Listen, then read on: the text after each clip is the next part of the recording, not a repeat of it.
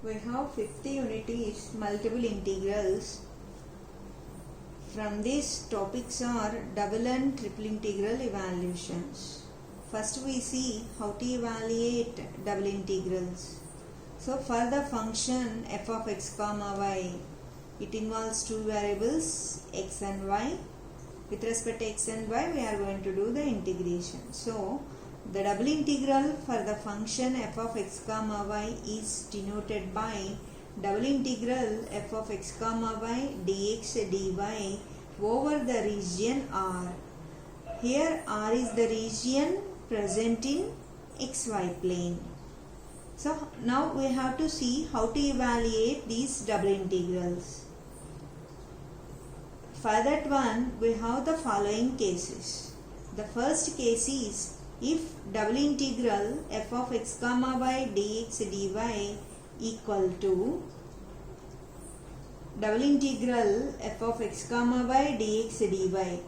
Here to represent the region, the limits are given like this. X limits are in terms of y and y limits are constants.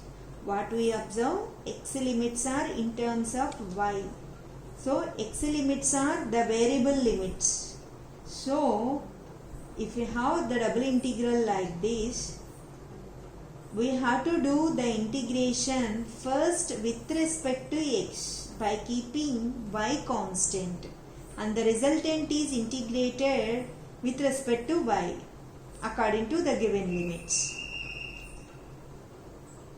The next case is if the double integral equal to like this, that means y limits are in terms of the variables, y limits are in terms of x limits are constant. First we do integration with respect to y by keeping x constant, and the resultant is evaluated with respect to x.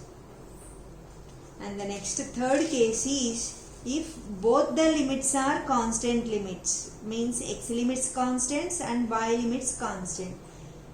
If both the limits are constants, we have to observe the order of integration. Here dy dx. So in case of the limits both are constants, the order of integration is immaterial, provided the limits are changed accordingly. That means if both the limits are constant limits, we have chance to do with respect to any variable the integration. Here order is dy dx, means first we do with respect to y by keeping x constant and later with respect to x. Suppose the double integral is like this, means both the limits are constants, but here dx present, means first we do with respect to x integration. Here dx first of all. So the inner limits are x limits and the outer limits are for y. If you have dy dx, inner limits are for y and outer limits are for x. This is the order of integration if both the limits are constants. In case of variable limits, once observe. Don't think that if what happens if y limits are also variables here. You won't get like that. Only either x limits or y limits are in terms of another, or both the limits are constants. So first one is if x in terms of y, if x limits are in terms of y, we do first with respect to x integration. For example, double integral 1 to 2 x square to x cube f of x comma y dx dy. If we have like this, observe these are constant limits and these are variable limits. Means limits are in terms of x. That means these are y limits. These are y limits. Y equal to x square to x cube and the remaining are x limits. So as y limits are in terms of the variable, first we have to do the integration with respect to y. and later with respect to x between the constant limits. Suppose the problem like this: 1 to 2 some y2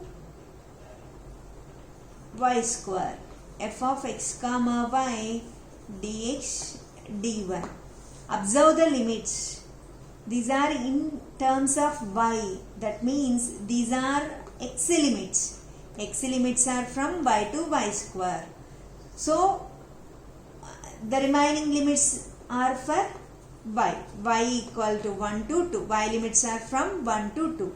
So in this integral, y limits are in terms of variable. So y limits, that's why we do first with respect to y integration, later with respect to x.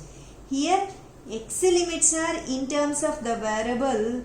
So we do first with respect to x integration and later with respect to y. This is the order of integration we have to follow in case of the variable limits. If both are constant limits, the order of integration is immaterial.